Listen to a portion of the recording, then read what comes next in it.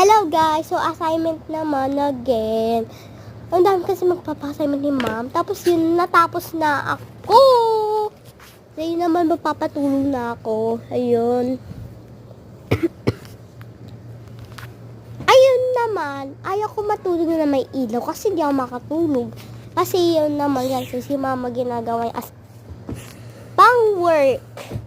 That's like that. Pang work lang kasi. Nakakatihan ako ng ulo. Ayun naman, sumisigaw ako. Sabi ko, Mama! Aba, tapos ka na ba? Sabi doon ni Mama, hindi pa. Nainis talaga ako. Tapos yun naman, nahulog cellphone ko. Tapos yun naman sinishake ko yung cellphone. Ayun. Tapos, ayun naman, nakatulog na ako. So, kung ayun yun, nakatulog talaga ako eh.